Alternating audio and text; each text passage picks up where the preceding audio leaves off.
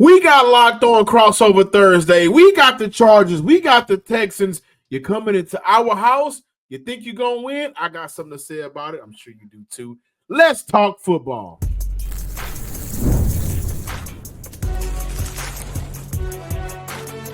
You are Locked On NFL Crossover, part of the Locked On Podcast Network. Your team every day. What's going on, Locked On Texans and Locked On Charger fans? Welcome to today's show. I'm Texans Credential Media member John Hickman alongside my man D. Wade is in the building. Daniel Wade of the Locked On Chargers podcast. It's going to be a fun show. Thank you for making us your first listen of the day and for making sure that you guys are a part of the Locked On Podcast Network, your team every day. On today's crossover episode, we will be talking about our keys to victories. Maybe give a score prediction at the end. Right now, the line is at 2.5. That's kind of interesting. We'll talk about the Texans' biggest storylines and the Chargers' biggest storylines. Today's episode is brought to you. Crossover Thursday, is presented by Prize Picks. Download the app and use code LOCKEDONNFL to win $50 instantly when you play $5. Daniel, this is an interesting game, I think. Nationally, everybody is picking the Chargers to beat the Texans. Locally here in Houston, we're standing tough. I know you guys out there cover the Chargers. You guys are rolling with the LA Chargers. But from a Chargers perspective, the biggest storyline surrounding this franchise right now, what's something that Texan fans need to know and even Chargers fans need to know, heading into Saturday's wildcard weekend?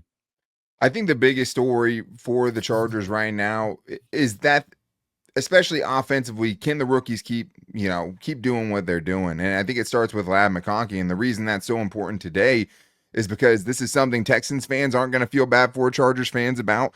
But neither of the Chargers' second or third best receivers were practicing the last time we saw them on Wednesday. Ladd McConkey, fully good to go, but Quentin Johnston, who had 13 catches for 186 yards, guy who played at TCU. I'm not sure if Texans fans know all about him, but that was the first time we've ever seen anything close to that. The dude almost tripled his career high in catches for a game, 13 for $186.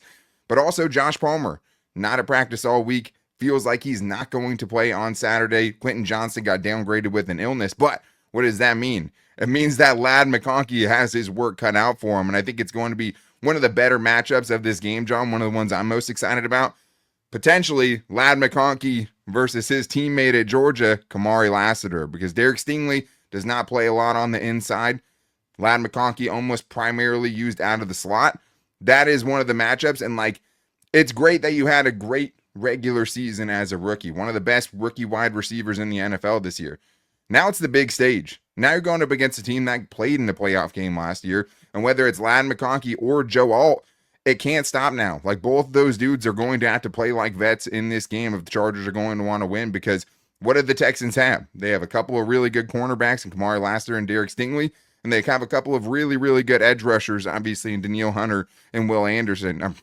So I just think that for this game, it's, hey, there's no other choice. It's Ladd McConkey, who's been kind of the engine for this offense already. I mean, five catches and 50 yards at least in 7 straight to end the season is pretty awesome. At least 83 yards in 6 out of his last 7 games. But it doesn't matter now. This is a one-game playoff, win or go home. They need Ladd McConkey and their other rookie, Joe Alt, to step up in a big way, or else it could be a long day for the Chargers offense. I wonder if, DeMeco Ryans was asked about this Tuesday about his game plan heading into this matchup. He gave a lot of praise to Ladd early in the week, and he made a joke. Are you going to tell me about my game plan? Or talking to a reporter, but being asked about will Stingley travel? And we know that Ladd is primarily an inside guy. I think it's kind of interesting, a conversation to be had, because if you do look to put presumably the all-pro cornerback, Derek Stingley, on Ladd McConkey, and there are not any other weapons, I think that would help Houston in terms of how to bring pressure. And from what we know this year with Justin Herbert, who I think has had a very good year under Jim Harbaugh in his first year, pressure will throw him off a little bit. He can hold on to that ball a little bit, but then he'll also kind of walk into some sacks. I think he creates over 50%, if not over, right at 50% of his own sacks this year. So that's an area where I think if I'm the Texan fans and Charger fans, I'm looking at schematically, how can D'Amico Ryans make Justin Herbert's life a little bit difficult? And if there's no Quentin Johnston, if there's no Josh Palmer, your wide receiver 2 and 3, that leaves you with McConkey going up against the second best cornerback in the NFL, and pressure can come up from that. Are you confident in Joe Alt and Rashawn Slater to kind of hold it down against those two bookends? Yeah, I mean, I'm confident that they'll limit it, right? Like, I don't think they're going to totally stop it. I'm confident that they'll limit it because they've had their tests, right? They've gone up against Trey Hendrickson. They've gone up against Max Crosby. They've gone up against the premier of the premier, TJ Watt. You name it, Myles Garrett, you name it. They've gone up against the best of the best.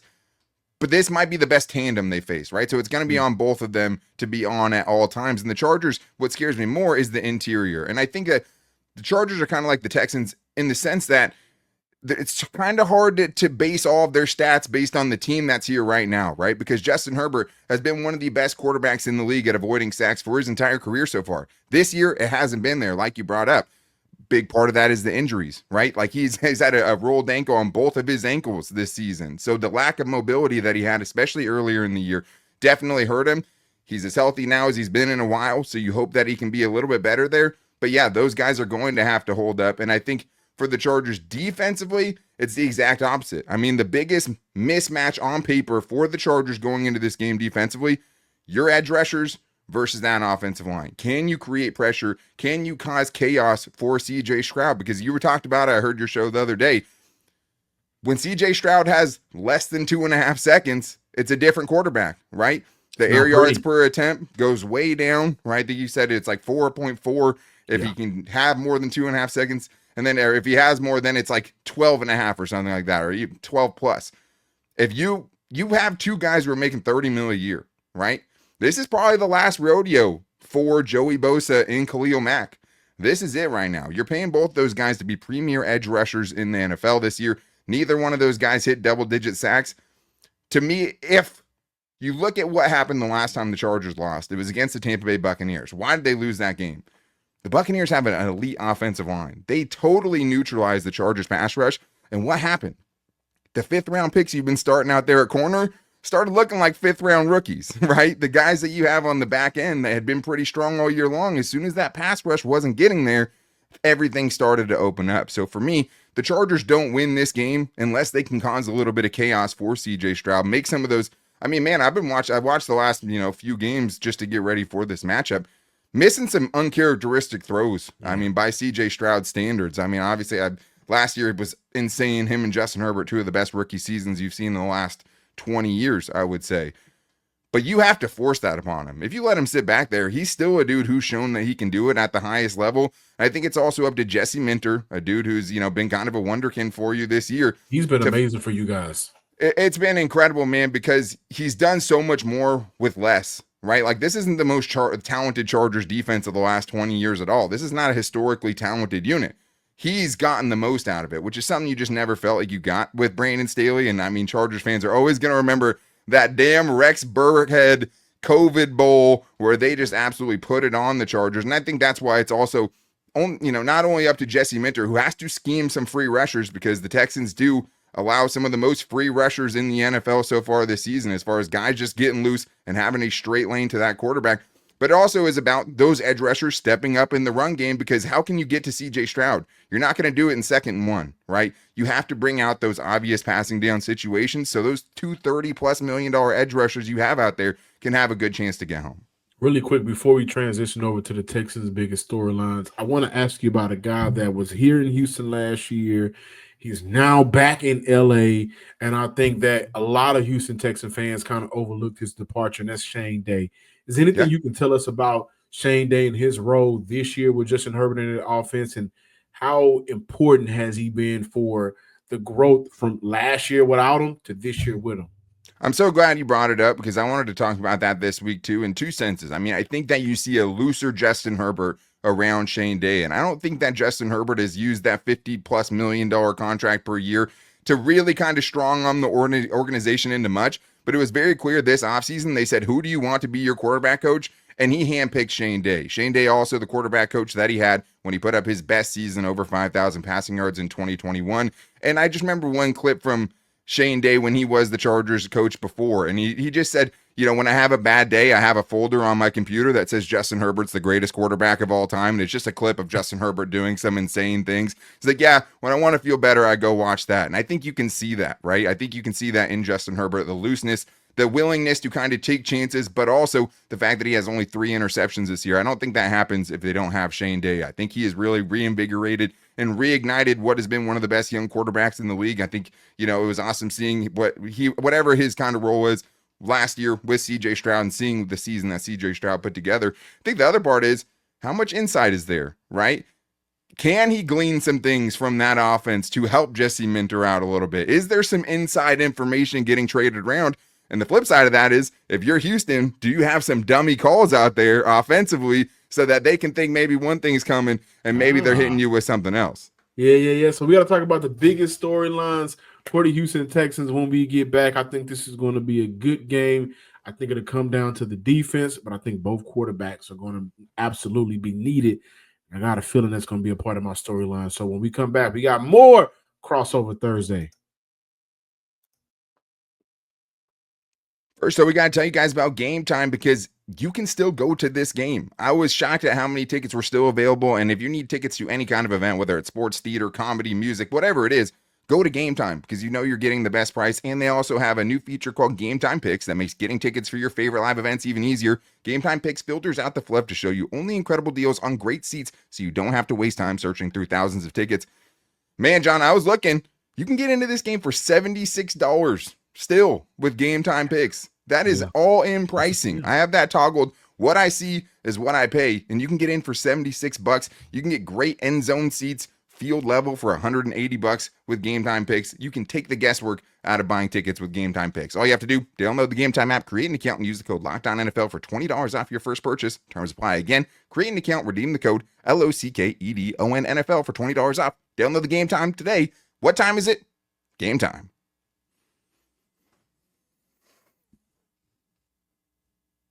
Welcome back in, Locked On Chargers and Locked On Texans listeners and viewers. So, D-Wade. I'm going to keep calling you D-Wade throughout this show, by the way. What I've been my whole life, man. That's all good with me. It's kind of funny. The flash symbol is like a lightning bolt, and you cover the Chargers, and Dwayne Wade, he's the Flash. He's the Flash. We're talking about the Chargers. Let's talk about the Texans, though. What kind of questions do you have for me? Right, like biggest storylines, but I want to hear, what do you want to know? No, I'm glad you asked, because to me, what was hard in watching the Texans is I'm not watching this current version of the Texans, right? Like, if I watched last week, I'm seeing a lot of backups come in, right, and just be dominant on the ground, and they had a really good showing last week, especially the run game. But then I go back and I'm watching the Chiefs game, and obviously that's the game where they lost Tank Dell, and it just felt like there was such a kind of shift in that game when he caught that touchdown pass in the back of the end zone, where they had everything rolling, man. They probably should have won that game. If he continues playing, who knows what happens. But I just want to know kind of what your biggest fears are for this offense, who obviously, had the game that they had against the Baltimore Ravens, 31-2. But then last week, we didn't really get to see what the full Texans roster would look like in a game where, the starters only played a limited amount. So, like, you don't have, we know, I think Nico Collins, top 5 wide receiver in the league. I don't know if that's a hot take to put out there. I'm sure Texans fans who get to watch him every week probably think the same. But, like, no Tank Dell, no Stephon Diggs. What concerns you about that going into this big, giant 1-game sample? It's just what you just said. Houston is really without 2 playmakers, and that's going to impact the offense. You got to look at this was an offense that was already struggling with both of them. Right. And then Nico Collins goes down early in the year. So this offense has been an up and down roller coaster all year, but for the most part, it's been down. When I look at the LA Chargers, what scares me the most isn't their offense. It's the defense, right? And one of, if not the best defense in the NFL by the numbers. And so when I look at what the Houston Texans have here, I don't have a fear that this defense won't give the offense the opportunities to win the game. You look at 5 interceptions from Jared Goff this year. He ain't did that since. Limiting Josh Allen, who currently the debate around the NFL world right now is Josh Allen or Lamar for MVP. Or Lamar Jackson, right? Look at how the Houston Texans have limited some of these offenses this year, And when it's time for the offense for the Houston Texans to score a point, it ain't been there. Second half, I think they went, if I remember correctly, 5 or 6 weeks without an offensive touchdown. So God. that is what scares me going into a game against statistically the number 1, number 2 defense in the NFL. You're without Tank Dell, you're without Stephon Diggs, and now you may be without John Metchell, who would be playing the wide receiver 2 role. He did not practice Wednesday. I'm not sure of the update right now, but you're going to be without some guys. And for CJ Stroud, yeah, I can bank on Nico Collins, and I know Joe Mixon is behind me. But Dalton Schultz has been a no-show for the majority part of this year. He's been very underwhelming. My other tight end is a rookie, Cade Stover, who's still trying to learn the NFL. And he's no Brock Bowers, right? So he came into the league still having to figure some things out, still having to learn the tight end position. Now he has to bank on a Robert Woods and Xavier Hutchinson and a Deontay Johnson, who just got to Houston but didn't get an opportunity to really play with C.J. Stroud when he did go 6 for 6 and a touchdown against Tennessee. So my biggest concern and fear is going up against one of the better defenses in the NFL, led by Jesse Minter as defensive coordinator, who is going to go out there and be able to create separation, help CJ pick up first down, sustain drives, and eventually put up points in the red zone. Oh, yeah, an offense that struggled in the red zone, putting up touchdowns, and they're going up against the league's number 1 red zone defense. Yeah, no, I think that's super fair. I guess another question I'd have about the offense is, do you think they'd be committed to the run game? I mean, I think that's one of my biggest fears on the Charger side is like where they've had problems are teams that will stick with the run game if they can keep it close and then just kind of chew up clock and take 5 or 6 yards and get into these manageable situations where the Chargers pass rushers are not really a factor. And when you look at kind of what the Texans have done on the ground, it's very volatile, man. It just seems like it's very hit or miss. And that's kind of what leads to that question where it's just like, will they stay committed to using Joe Mixon and trying to win this game that way? Well, one thing that I think was a positive note to end off the season, Dameon Pierce rushing for the amount of yards he rushed for, right? Crazy game. Yeah. Crazy game. And he needed that. But also the offense needed to see that, okay, we can also have a different back end that can kind of help us with some of these running down situations that can be a positive back. And I remember early in the year, whenever it was, Tampa Bay rushed for nearly 250 yards against the Chargers, right? That's one of those moments where if I'm the Texans, I'm looking at what's possible. Tampa Bay has a rookie in Bucky Irvin.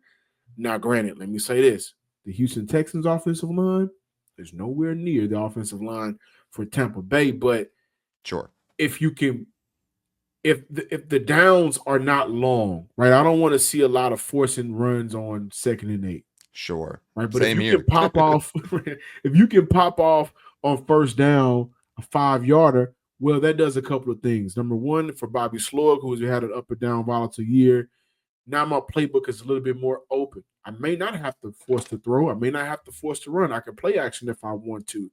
But the run absolutely needs to be a part of the Houston Texans game plan, and they have to be successful at it. Because for the Houston Texans, who have spent a lot of time this year in long down situations, you're not going to beat a team. You're not going to beat the number 1 defense in the NFL, having to fight against your own mismanagement and loss of yards. And so I want the run to be a part of the offense if I'm speaking freely, but I don't want it to be so obvious and it hinders them for being creative and open up the playbook. So if it's not there in that time, don't worry about it, right? Come back to it when maybe you do have a lead. Don't play scary, but use the run to make sure that your quarterback is comfortable. The down to success is more manageable, and the playbook can open up a little bit more. It's funny, man. There's so many parallels with these teams. Like, I mean, the Chargers have had 5 halves this year where they just haven't scored offensively. They went 5 straight games, kind of like you were talking about, where they didn't score in the second half. Like, there's so much. They did that too? Yeah, 100%, man. They went 5 straight games without a second half touchdown earlier on in the season, which is crazy. I mean, and also, you don't want Greg Roman to fall in love with 2nd and 8s, right? Because he wants to run the ball on first down and is stubborn in that way. Real quick, I don't know if you can give a quick answer, but just still knowing what I've watched, what does Azeez Al-Shaair bring back to this defense that maybe I wouldn't know, seeing, having only watched the last few games? Nastiness. I don't want to hear that. Actually, Toughness. I take it back. Toughness. But his addition back, let me tell you what it really does. Yeah. All year, the Houston Texans really wanted to see the combination of Azeez and Christian Harris. And Yeah. if we go back to last year against the Browns, remember the play on the sideline, D'Amico Ryans coaches Christian Harris up and say, this is going to happen. Sit and read and react. And that's exactly what happened with Joe Flacco. Sit, read, react, pick six, heading the other way. So coming into this season, Christian Harris was one of those names where if you give a top 10 player list for the Houston Texans, he was around that top 10 mark, but he missed damn near all of the season. Yeah. So getting Azeez back, you also pairing him with Christian Harris, and I think that allows For the first time. Texans, Yeah. for the first time, that allows them to get creative on defense, how they may want to disguise things or how they want to utilize some of the back end of the defense, because no Jalen Petrie in this game as well. He's out for the year. No Jimmy Ward. He's out for the year. So maybe you feel a little bit more comfortable with a Azeez or Christian Harris on a tight end than you would with a Henry T. So that's what getting Azeez back. He does so much more. He's excellent for the Houston Texans in being able to run downhill, get some tackles for loss, and not have a huge average depth of tackle, right? It's not bad. He plays fast downhill. He's a good cover tight end, a linebacker, but getting those two back at the same time, I think is probably one of those storylines that we haven't emphasized a lot this week because they can be completely game breakers.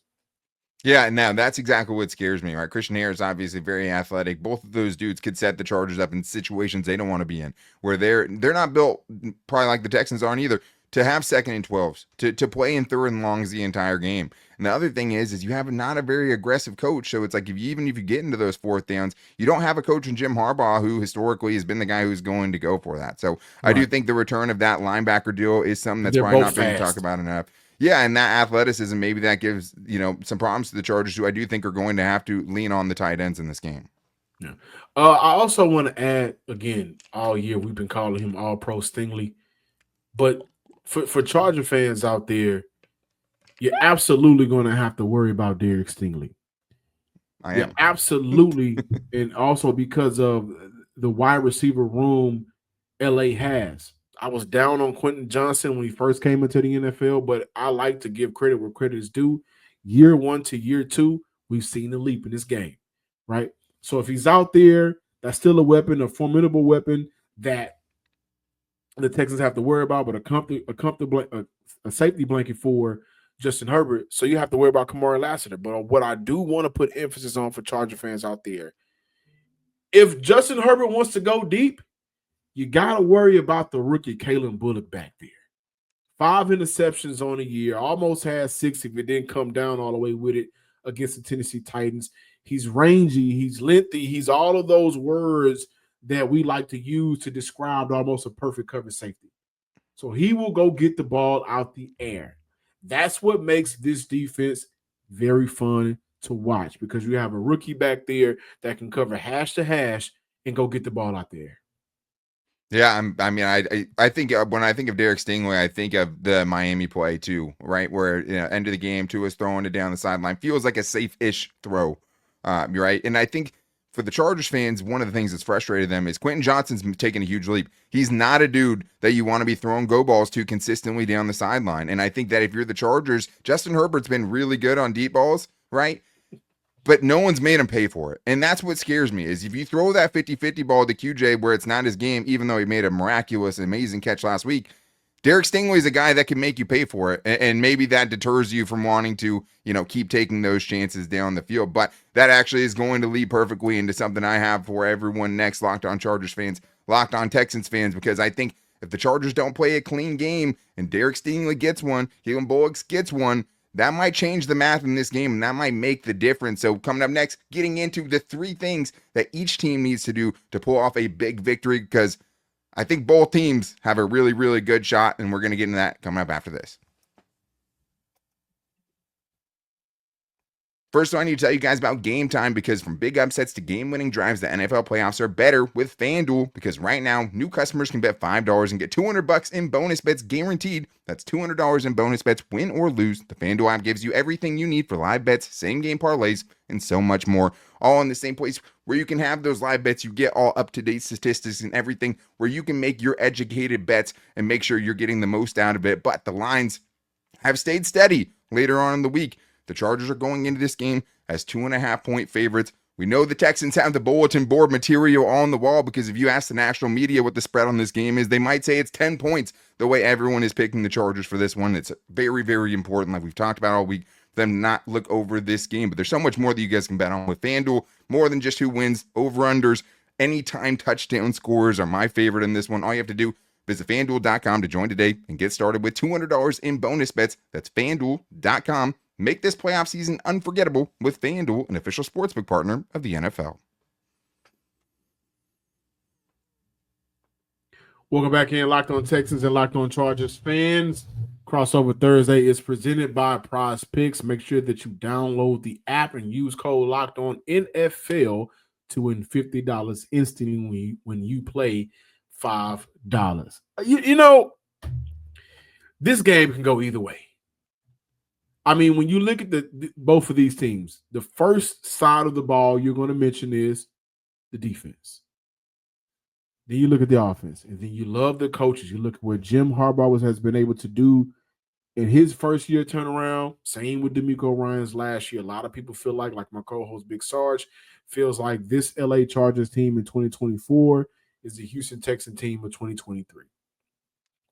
So I think this is going to be a better game than what a lot of people think. Both quarterbacks are going to be called upon to be, I'm not going to say elite, but smart.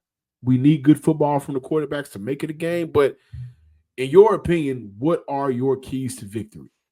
So if I had to boil it down to three things, it all seems pretty general, but I absolutely 100% think that's what it's going to be. And for me, play a clean game. Don't beat yourself. That means no drops, limit penalties, no giveaways. In the Chargers, if you look at the common denominator in their losses, you're going to see all three of those things. This is not a team you can mess around with and give the ball away against. My second thing, don't buy into the narratives. Something we've talked about all week. Like I said, you'd think the Texans were 10-point dogs going into it. And I do think this is where the Chargers are different than in years past, because they can look across the sideline and not feel like there's an obvious coaching disadvantage sitting next to Justin Herbert on their own sideline. You could not say that with Brandon Staley. It has nothing to do with DeMeco Ryans, who I think has been an insanely good coach, and it's so crazy to me what he's been able to do so quickly in Houston, and I'm so happy for him. But the Chargers have Jim Harbaugh now. They have a real coach. They have a coach who's been here, and they have a coach you feel will have them ready for this game. The other thing, and I'm sure you'd agree with me, where this game could be decided, John, red zone, third down, period. You talked about it, right? The Chargers have had the best red zone defense in the NFL so far this season. In Houston, 26th in red zone touchdown percentage, 20th in third down percentage. That's where the Chargers have to eat, and that's where they can win this game. If the Chargers can win on third downs and keep them from kind of maybe reliving what they were last year, because I still think the Texans can tap into it. I still think the Texans can be that team, which is why I think Chargers fans should be cautious about looking ahead of this game. If the Chargers score touchdowns instead of settling for field goals and force the Texans to do the opposite, sometimes it's that simple, and I think they win the game if they do it. I'm going to kind of piggyback off what you said with just playing smart. The Houston Texans have been bit by penalties all year. We know about the Laramie Tunsil's and the false starts, the holding, everything. They got to. That's why I'm wearing this today, John. I'm hoping for a couple calls today. Okay, all right. the jig is up, but they have to play smart. But even with me saying playing smart and looking at the penalties and everything, playing smart for the Houston Texans also means for the offensive line, they have to play smart and communicate with the twists and stunts and the blitz that every team they played all year have known they cannot handle since week 2 against the Chicago Bears. So they gotta play smart. You're shaking your head. Should I? It's like you're holding up a mirror to me, bro. Like the interior of the Chargers offensive line is where they've struggled all season. And the biggest improvement that they've made are twists and stunts, because you would think they'd never seen a game in any level of football at the beginning of the season with how easy it was for them to stunt somebody, twist somebody, and have that lead to a free rusher to the quarterback. So I think both teams, that's a huge key for both. And that's been hurting this Houston Texans offense all year. I'm going to go as far to say I think the amount of hits that CJ has taken this year because of the inadequate protection up front has led to his mechanics being thrown off, and that's where we've seen his biggest drop off. Number 2 for me, create turnovers. I just told you guys about Kalen Bullock. We know about Derek Stingley. Kamari Lassiter has gotten in on a party. They got to be able to create the turnovers to give your offense favorable field position. This is not an offense that I absolutely trust right now. And it hasn't been an offense that I've trusted for about 2 months. So this defense has saved them time and time again. They're going to do the same thing against the Chargers Saturday. But with the defense saving them time and time again, we finally need to see, and this is my third key to victory, good QB play from CJ Stroud for 4 quarters. We need to see it. Now, that comes with a couple of things. In order for CJ Stroud to have good QB play, guys up front, we need for y'all to give him time, right? Over 2.5 seconds, he's a much different quarterback. He won't have Stephon Diggs. He won't have Tank Dell. We know about the absences of guys due to injury. So it's imperative that you give him time to be able to go out there and hit some of these other guys that he may not have as much chemistry with, right? I.e., Robert Woods, John Mechie, and Xavier Hutchinson, along with getting the ball to Nico Collins. But he also needs the help from Bobby Slowick on the sideline as an offensive play caller. They got to be on the same tune. They got to be on the same page. And if Bobby is cooking, that's what we like to say now in sports journalism and broadcasting. If he's cooking, then we're going to see a comfortable CJ Stroud because the play calls are just a little bit easier for him to execute. And if that's the case, we should be able to see a CJ Stroud have one of those moments we haven't saw in a very long time. And it's so funny because, like, the Chargers have gone through it, man. Justin Herbert's been one of the best quarterbacks in the league, but what has happened? The team around him has let him down, and Justin Herbert can elevate the pieces around him, and he could be having to do it without his top 2 and 3 receivers this week. But CJ Stroud needs the same thing. If you want him to elevate the talent around him, you have to give him a chance to do it. And it's the same thing. Justin Herbert can shred your defense with Walmart employees if you give him more than 2.5 seconds. I was looking up some stuff today, actually, because I wanted to do the close off this week's show for a Saturday show before the game. But when we talk about mirroring teams, I know we got to get out of here. Spider-Man. The right and left guard, right? Zion Johnson and it's going to be Jamari Sawyer this week, but it usually has been Trey Pipkins for the injury, right? So it'll be Jamari. But this year, they've been the cause of a lot of the issues up front. And I look at Houston, I say to myself, for the most part this year, until Titus Howard was moved over to left guard and they had to insert rookie Blake Fisher at tackle, the 2 guards have been atrocious for the Houston Texans. And so you got a defense that knows how to attack that because they go up against it at practice and they see it on tape every day, right? So that'll be an advantage for Houston. But this game is about 2 teams that are damn near twins in a way. And I think it's going to be a better game than people expect. Yeah, and I think that the FanDuel, I think they have it, right? Like maybe the Chargers have been playing, they're hotter, right? They're the hotter team, so maybe you give them a little bump there. But I think anyone who thinks this is just an automatic game, I just don't think, look at kind of how these teams match up and also just the amount of good players that each of these teams have. Like it can be undone by 2 bad guards. You're not going to see the full Nico Collins experience if CJ Stroud has rushers in his face. And the same can be said for Justin Herbert, one of the best quarterbacks in the league. If you're going pressure A to B up the middle, it's just so hard to deal with. And especially when you have a couple of athletes on the end like Will Anderson and Daniil Hunter, where it might not be that easy for Justin Herbert to get around the edge and go find some space out there to create that second play in those broken plays. So I think it is truly a Spider-Man meme in this game. I think these teams have very similar flaws in a lot of ways, but neither one of these teams is a perfect team. And both have struggled at times against good teams where it's like, how good are these teams, right? Do the Texans count as a good offense? Because when bad offenses play the Chargers, they look bad and they look worse, right? Can the Houston Texans summon a good offense? Because we've seen the Bucs, we've seen the Bengals, we've seen the Ravens put up 30 on this team. So the Chargers have to bring their A game for sure. And I think it's going to be a very good, close game. Really quick score prediction. Put me on the spot. This is why I thought I was going to get Big Sarge. And I was really looking forward to that. No, I'm just kidding. I'm going to say Chargers 27, Texans 24. That's a lot of points. I'm going to say the first team of 21. So 21-17. That might be it. I think this Chargers offense, if they should be able to put up 24 points. Maybe it is a 24-21 game. I think 3 feels about right for me. The Chargers should win this game. Go do it. Yeah. Thank you guys for watching today's episode and listening to today's episode. Please be sure to subscribe to both the Locked On Texans and the Locked On Chargers on YouTube and wherever you listen to your podcast. Give me a follow on social media at John_Hickman12. And from my man Daniel Wade, make sure you follow him at Dan Talks Sports. Again, that is Dan Talks Sports on social media, on X rather. Until next time, ladies and gentlemen, peace.